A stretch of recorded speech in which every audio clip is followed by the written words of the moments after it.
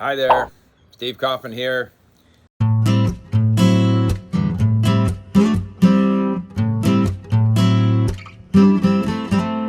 going to talk about managing expectations in language learning. Remember, if you like these videos, please subscribe. You can even click on that bell to get notifications. And of course, you can always come and join me at Link, which is where I learn languages. So, last time I spoke about, speaking of managing expectations, I've been on my Arabic challenge and doing a lot of listening and reading, and I definitely have the feeling that I'm getting better. Slowly, I feel I might be turning a corner.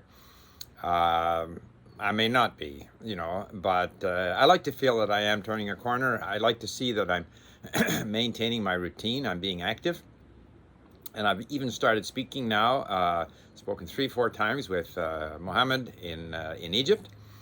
And next week, at the end of the first month of my 90-day challenge, then I think I'll see if I can persuade Mohammed to appear with me in Arabic, so you can get a sense of my progress to date, and then I'll do the same after the second month and after the third month.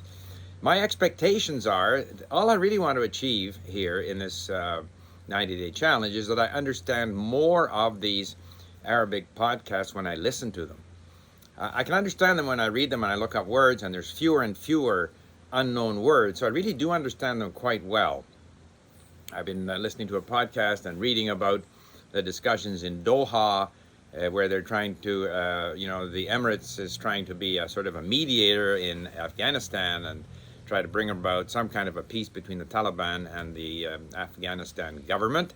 So I've heard interviews with Abdullah, who's I think the president or whatever he is, Prime Minister of Afghanistan, with someone from the Ministry of Foreign Affairs in the Emirates. And all of that is fun to listen to, and I just want to understand more. That's my expectation. Now, a lot of people get very frustrated because they aren't as good as they would like to be.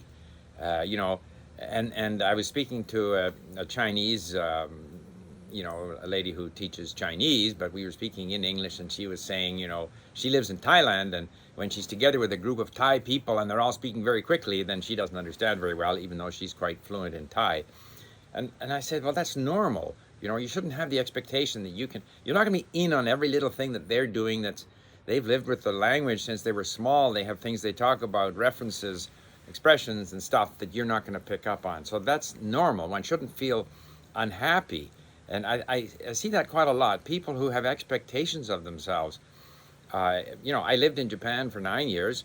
I would say for the first 3, 4, 5 years, it was difficult for me to understand Japanese sitcoms because that's a Japanese environment, a context that I'm not familiar with. I could have business conversations one-on-one, or I could even be with a group of Japanese business people who were talking about lumber or economic things, and I understood it all. But in that other context, I was not able to do it all, and so I shouldn't have the expectation that I can just jump in there and be comfortable. If I wanted to be better at that, then I'd have to spend a lot of time watching Japanese sitcoms so that I would become more and more familiar with that context. So I think even in terms of usage, you're going to have mistakes, and I guess it depends on what the demands are. If you work for a large corporation, let's say in Germany or in the US or in France or in Japan, then I think the expectations are quite high because you represent that company. As a foreigner, I mean. That is to say, if you are a person living in Japan, your expectations for Japanese or for German in Germany or for English in North America would be quite high. But if you are a Japanese person or a German person or a French person and you're communicating in English with someone, and that I have often had that experience, then I think the expectations are not so great. You can have mistakes. It doesn't really matter.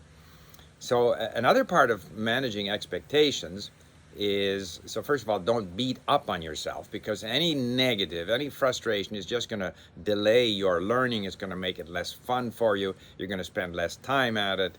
It never bothers me when I don't understand these podcasts that I'm listening to. I know that I'm gradually getting better, so I don't get upset at myself. So I'm managing my expectations. And your expectations have to relate to the goal. Like, what are you going to use the language for? I'm sitting here in Vancouver. By the way, behind me is the ocean. I just went for a swim. It's getting a little nippy now. You know, the temperature of the water was 15 degrees Celsius, 15 something. I looked it up, sort of like 60 degrees. In the summer, it goes up to like 64, 65, which is closer to 18 degrees Celsius, which is comfortable, cool but comfortable, and it gets warmer as you swim. When it's 15 degrees, it doesn't get warmer as you swim, you get colder, but you feel refreshed afterwards. But anyway, leaving that aside, so that the other part of managing expectations is, you know, you should have expectations of yourself in terms of your activities. Now, different people are going to progress at different rates. Some might be better in pronunciation, some might be better in acquiring vocabulary, maybe they read more widely or whatever, but what you can control is your level of activity.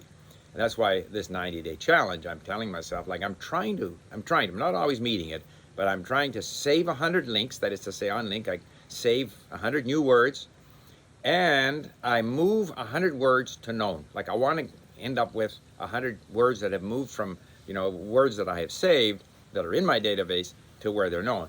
What I'm doing, for those of you who are on link, what I do to make that happen is, as I'm reading on link, I try to move my words along to status 3. Status 3 is close to known. So they go from 1, when you first find them, they're 1. Later on, you might move them to 2. They get a little lighter yellow. Then I move them to 3, and they're even lighter yellow. And so if I move more and more words to this status 3, then I can go to my vocabulary section.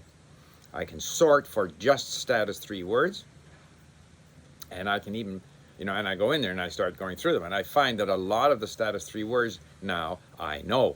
And so I move them to known. And I don't worry if I move it to known and then later on I don't know it again, I move it back. It doesn't matter. But the net effect of all of that is that I'm reviewing these words that I'm close to being able to say that I know. I'm trying to get 100 of them, so I'm controlling my activity. And if I think I know it today and I've forgotten it tomorrow, that again doesn't bother me. I don't have the expectation that everything that I learn, I will learn forever.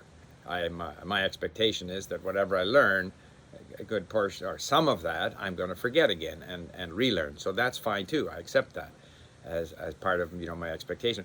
The other thing you can do in terms of you know, your expectations, your activities. I always quote this lady, I can't remember her name, but she was the head of the language department at the University of San Diego, whom I met at this American Society Teaching of Foreign Languages or whatever. And she said there's only 3 things that matter in language learning: the attitude of the learner, the time spent with the language. So if you read a grammar explanation in English, that's not so good. If you're listening in the language, if you're speaking in the language. So time spent with the language, and then this business of noticing. So you have to want to notice. So my father, for example, who came from Czechoslovakia, moved to Canada, lived here for 30 odd years, spoke English very, very well, but he had certain expressions that he would never change. Like he would say, play it by the ear. It's play it by ear in English. He would play it by the ear, like the was the to him, and he never really got the TH, and play it by the ear. He got used to saying that, and you know, he would always say word and work instead of word and work. Now, if you're noticing what's happening in the language, if you notice things, you have a chance of improving.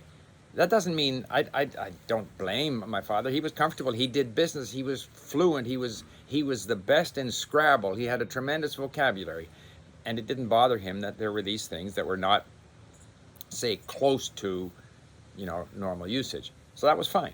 But if you are concerned about that, then you have to develop the habit of noticing things. You have to spend the time.